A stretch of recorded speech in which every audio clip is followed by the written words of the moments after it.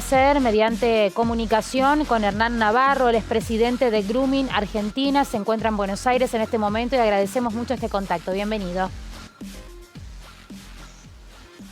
¿Qué tal? ¿Cómo estás? Buenas noches, un placer hablar con ustedes. Bueno, lamentablemente el caso de Joaco hoy nos convoca a hablar de este tema, pero decía, lamentablemente tampoco es una noticia nueva, ¿no? Sí, lamentablemente hablamos de hechos recurrentes en la Argentina, situaciones de violencia digital. En este caso hablamos de ciberacoso. Una primera precisión respecto de esta palabra, de este término, Sí. en relación al ciberbullying. Hablar de ciberacoso es precisamente hablar de ciberbullying, no es hablar de grooming. Pongo este blanco sobre negro porque ha generado mucha confusión, lamentablemente, a raíz de este caso y de otros casos que veníamos viendo en detalle hace muy poquito tiempo, la confusión del grooming respecto del ciberacoso. De hecho, el estudio que bien mencionabas de la UNESCO también trajo esta confusión. Hablar de ciberacoso es hablar de las humillaciones, los agravios, las cargadas, la violencia que por lo general se da en el marco de un espacio áulico y que hoy se traslada al ámbito de las identidades digitales a través de nuestras redes sociales. Hablar de grooming le falta un componente a este elemento, que es el componente de índole sexual. Hablar de grooming es un acoso de tipo sexual donde es un adulto el que lo ejecuta. Por eso me parecía interesante plantear esta diferenciación en el marco de este caso, para poner blanco sobre negro una problemática es víctima de ciberacoso. Absolutamente. De ciberbullying, es decir, de ciberacoso.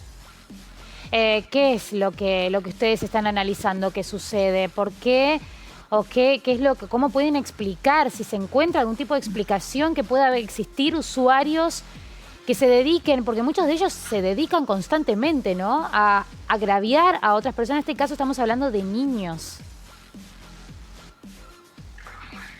Sí, absolutamente. Hablamos de niños, niñas y adolescentes como víctimas, hablamos de sujetos de especial protección. En cuanto al agresor, bueno, encontramos, hay un término que se ha suscitado en el marco de las redes sociales, que son los denominados haters. Entre algunos de los sesgos que reflejan un perfil o de las características, bueno, vemos por un lado el narcisismo, la baja autoestima, necesitan esos momentos o esos minutos de trascender en términos de visibilidad, y atacan al sector más indefenso de nuestra sociedad, pues, que son los niños y las niñas, como en este caso. Por eso estamos mirando cómo hoy las redes sociales reflejan y son un espejo de la sociedad, y este es un término o una reflexión que me parece interesante. Nosotros, de hecho, con los niños, niñas y adolescentes en las escuelas de todo el país, cuando trabajamos mediante la incorporación de herramientas, la adquisición del conocimiento, lo que les planteamos es que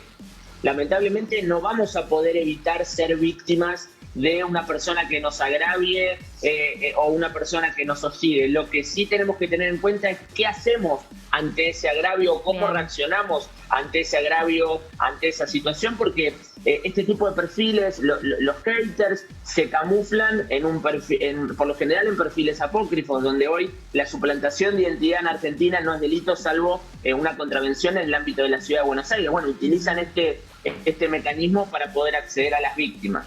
Bueno, ¿y qué hacer? Escuchábamos y repasábamos lo que hizo la mamá de Joaco, ¿no?, con esta publicación en la misma red social para decir que Joaco no iba a estar más en Twitter. Pero ¿qué hacer? ¿Cómo actuar? Los adultos y qué herramientas se le da a los niños.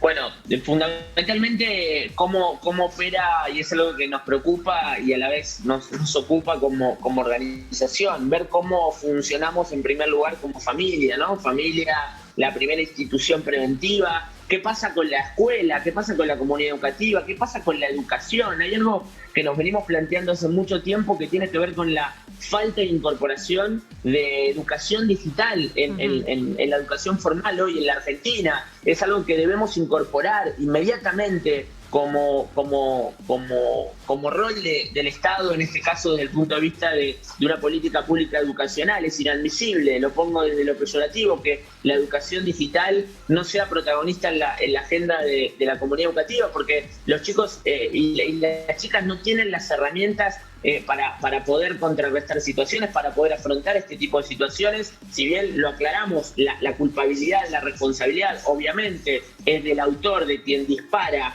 este tipo de agresiones, de agravios, de humillaciones. Bueno, también tenemos que trabajar en el empoderamiento de los niños, niñas y adolescentes al poder enfrentarse a estas situaciones donde lamentablemente, no digo a diario, pero son de manera recurrentes, que afrontan los chicos y las chicas situaciones adversas, complejas y mucho más violentas en sus entornos digitales, hoy en la Argentina, cada vez en edades más prematuras. Por eso me parece muy valiosa tu pregunta de involucrar a las familias, dado que hoy en la Argentina los niños y las niñas acceden de manera más prematura en América Latina a su primer dispositivo móvil en promedio a los 9 años. Es decir que a los 9 años hoy los niños y las niñas se emancipan digitalmente en términos de responsabilidad de sus padres. Esto es algo que también tenemos que reflexionar y debatir.